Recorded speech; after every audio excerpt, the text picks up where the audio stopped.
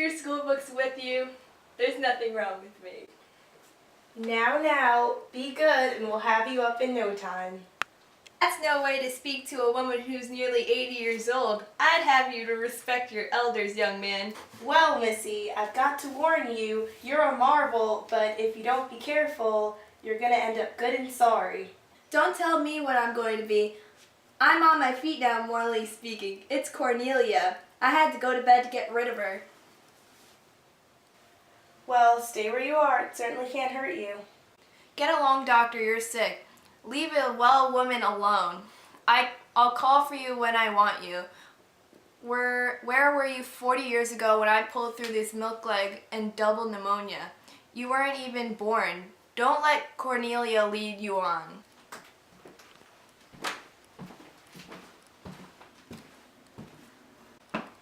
She was never like this. Well, what can we expect? She's 80 years old. Cornelia, so good and dutiful that I'd like to spank her. What'd you say, Mother? Can anybody think I'd like to know? I thought you wanted something. I do. I want a lot of things. First off, go away and don't whisper.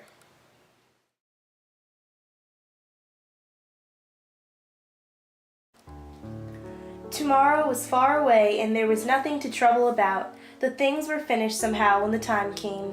Thank God there was a little margin over for peace. Then a person could spread out the plan of life and tuck the edges orderly. It was good to have everything clean and folded away, with the hairbrushes and tonic bottles sitting straight on the white embroidered linen. The day started without fuss and the pantry shelves laid out with rows of jelly glasses and brown jugs and white stone china jars with blue whirligigs and words painted on those letters tied up. She had spent so much time preparing for death there was no need bringing it up again.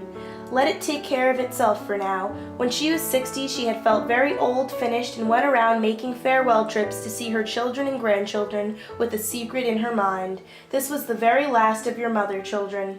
Then she made her will and came down with a long fever. That was all just a notion like a lot of other things, but it was lucky too, for she had once and for all got over the idea of dying for a long time. Now she couldn't be worried. She hoped she had better sense now. Her father had lived to be 102 years old and had drunk a noggin of strong hot toddy on his last birthday.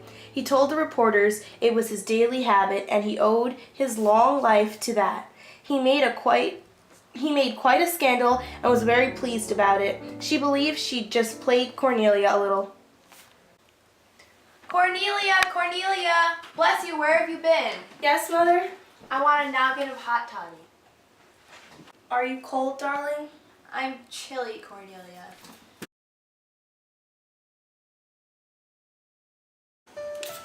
In her day, she had kept a better house and had got more work done.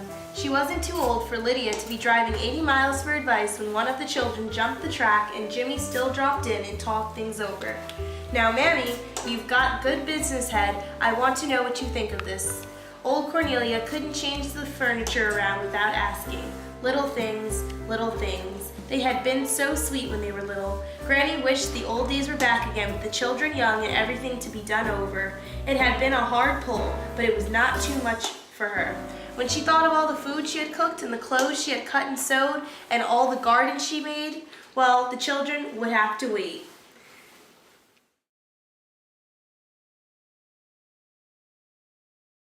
Be looking for a young woman with a peaked Spanish comb in her hair and the painted fan. Digging post holes changed a woman. Riding country roads in the winter when the women had their babies was another thing. Sitting up nights with sick horses and sick Negroes and sick children and hardly ever losing one.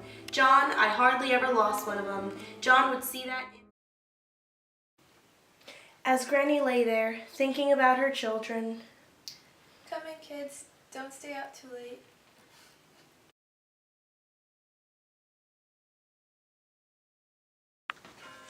What does a woman do when she has put on the white veil and set out the white cake for a man and he doesn't come? She tried to remember. No, I swear he never harmed me in that. See, years she had prayed against remembering him and against losing her soul in the deep pit of hell, and now the two things were mingled in one, and the thought of him was a smoky cloud from hell that moved and crept in her head when she had just got rid of Dr. Harry and was trying to rest him in it. Don't let the wounded vanity get the upper hand of you. Plenty of girls get jilted. You were kilted, weren't you? Mother. I've been telling you. Mother, Father Connolly is here. I went to Holy Communion only last week. Tell him I'm not as simple as all that. He just wants to say a few words to you. Go wash your face, child. You look funny. Well, are you tongue-tied? Whose birthday is it? Are you going to give a party? Oh no, Mother, oh no. No what, Cornelia?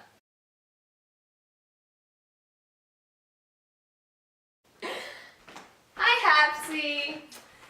Hey, you haven't changed a bit. Is there anything I can do for you? I want you to find George. Find him and be sure to tell him I forgot about him. I want him to know that I had a husband just the same and my children and my house like any other woman. A good house too, and a good husband that I loved and 5 children out of him. Better than that, I hoped for even. Tell him I was given back everything he took away from me and more. Her eyes opened very wide, and the room stood out like a picture she had seen somewhere.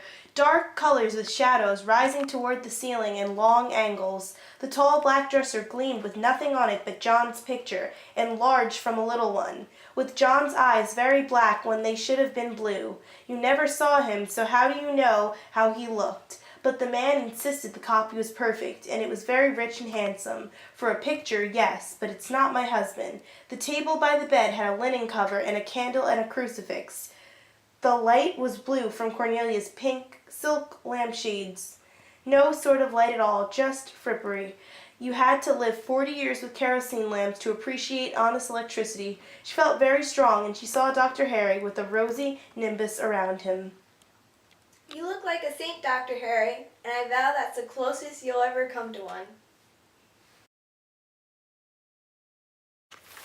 Cornelia, is that lightning? I hear thunder. Is that a storm coming? Call in the children. Is that you, Hapsy? Oh no, Mother. I'm not going, Cornelia. I'm taken by surprise. I can't go. You'll find Hapsy. I'll never find her. Oh no. Stretched herself with a deep breath and blew out the light.